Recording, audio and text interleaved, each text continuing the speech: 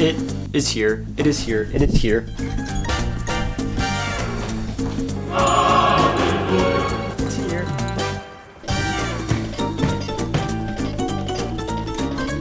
I think that not only me, but the entire sim racing community has been waiting for this moment. And it's finally here. Let me get out of the way. Here we go. Knife. I need a knife. Allen key will do.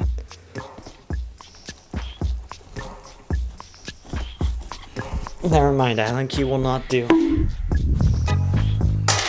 Oh, actually. Screwdriver will do. There we go. Yeah, boy. Here we go. I think I have it upside down. Ladies and gentlemen, the moment we've all been waiting for.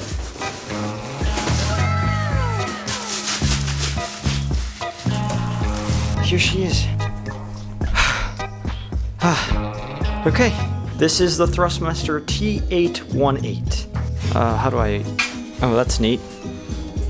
Please wait for the instructions before connecting the T818 base computer. What do you mean wait for the instructions? Are they like not out yet or? Anyway, Thrustmaster membership card. I don't know what this means. It's probably just like a link to their Discord or something. What is this? Cables oh, okay. T818, welcome. For more than 25 years, we've been working hard to get ahead of the curve. Today with the T818, a new era is beginning in order to make a bold new leap forward into the future of sim racing, innovation, continuity. All right, cool, nice little touch, I guess. Here we go. Wow, and there she is. So far, all was going well. With sophisticated packaging, nice small details, and a good-looking wheelbase, I was very pleasantly surprised. Ooh, it has like a nice little blue accent on the panel. I assume these are going to be all of the cables. Yes. I assume this is going to be the quick release that everybody's been talking about. Okay, interesting. Not really sure how it works, but I'm going to have to figure that out. Of course, we have the famous screw that everybody loses. Okay, and give me 1 second to take this out. Okay, she's heavy. And I believe that's all with regards to the box. So, nice presentation. Definitely some pretty high quality packaging for a high quality wheel, hopefully. Okay, here she is. Wow.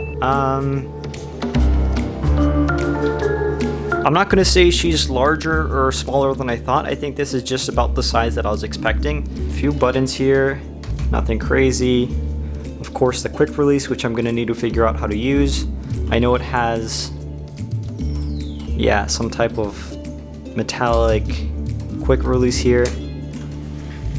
And then on the back is where you're going to plug everything in like a typical Thrustmaster or Logitech wheel.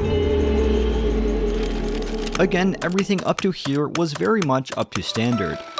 So it does come with like a nice blue accent on both of the sides. I don't really know if it aligns with Thrustmaster's general branding, which I've always kind of imagined to be just red and black. But either way, it's definitely a nice little touch.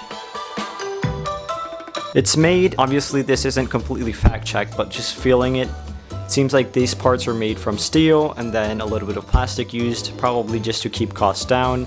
And then underneath the wheel, oh Jesus, if I don't break my desk. Bruh. Underneath the wheelbase, the 4 hard mounting holes, I guess, which is what I expected. So let me hook this up to my Six Sigma Sim Racing 6S 120. And I'll give it a shot. I'll give you guys my first impressions. I already did my due diligence and I removed the Fanatec stuff, so I'll add that I was beyond excited to try this out. Okay, here we go. Please fit, please fit. Oh, it fits like a charm. Yeah, boy.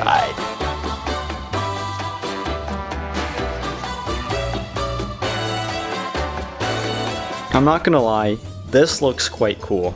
Like, I'm a little bit tired of just seeing cubes. So this is definitely a nice little refresh, and I don't think anybody, I mean, let me know in the comments, but I realistically don't think anybody can complain about the look of this wheelbase. I mean, it looks pretty freaking sick.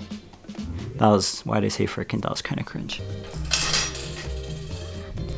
This is everybody's, Jesus, I don't know if it's everybody's, but it's definitely my least favorite part of this whole sim racing hobby, like the mounting of stuff. Like, it's such a pain. Now let me get my head down there and figure this out. And unfortunately, here is where the problem begins. So I just spent like 10 minutes nearly cracking my neck under here. I've come to the conclusion that this mounting pattern doesn't align with the one on this mounting plate. Now, I'm not sure if this is just like a non-standard mounting pattern, because literally everything I've used on this wheel deck has worked, but apparently this one just doesn't want to. So yeah, it's weird. I don't know. That's so annoying. Assuming that you're in my situation where your wheelbase would not mount onto your wheel deck, I mean, your only option would really be to like literally drill a hole for it to work. And I would do that, but that's too much work. And thankfully I have other cockpits that are probably gonna work. So I'm gonna take this downstairs and fit it onto another cockpit. Let's hope that it works. Please don't break, arm. Alright, let's see if it works on this one. Alright, this is the Six Sigma Sim Racing 6S160. Hopefully it works. Wait, no, I'm stupid. It's literally the exact same wheel deck as the one I have in my room because it's the same brand. So yeah, I don't know what I was thinking. The good news is we still have two other options. So I'm thinking it's gonna work on this one. If not, then this one. And if it doesn't work on 4 different sim racing cockpits from different companies, then that's honestly Thrustmaster's fault. But let's see. Okay, update. Not only did I take out the measuring tape to see if they would fit, but I've also placed the wheelbase on top of now 4 different cockpits, and the T818 doesn't perfectly align with this one from Trak Racer, this one from Next Level Racing, or 2 from Six Sigma Sim Racing. Which means that out of the 4 sim racing cockpits that I have, which are all pretty mainstream, the mounting holes on the T818, at least in my experience, didn't actually align to any of them, which is crazy. I don't know why. So I guess my solution is just going to have to be, you know, drilling out holes on the wheel plate, which sucks, because I've never had to do that for any of the bazillions of wheels that I've tried out, so.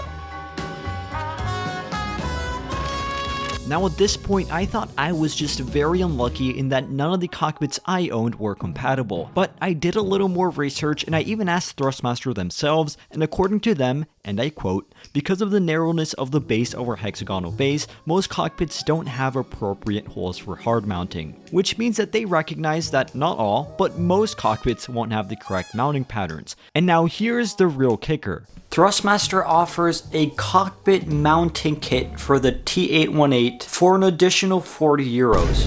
Isn't every single expensive wheelbase in the world compatible with cockpits without the need of an additional cockpit mounting kit? Not to mention that it's $40. And instead of just including that, they offer it for 40 euros more. So, I mean, it just makes no sense to me, especially not with a high-end wheel that costs what the T818 costs, which I don't know the exact number, but I think it's like $650. Yeah, I just checked, I just confirmed, $650, and it won't work with a cockpit without the mounting kit. Are you come on. Now I'm still gonna make a full review on the T818, and like I said earlier in the video, the presentation, the build quality, and the look and feel of this base is very impressive. It's just a bummer that the T818 has such a glaring flaw when it comes to mounting it. Now again, I'm not saying that it won't work for your cockpit. I'm just saying that for most cockpits, in fact Thrustmaster themselves said that for most cockpits, you'll need to either buy the adapter or drill some holes onto your chassis, which is what I'm gonna end up doing. Again, not the end of the world, but certainly not what I'd expect for a wheelbase of this price point. Stay tuned for my full review, and as always, thank you all for watching, stay safe, and have a fantastic rest of your day.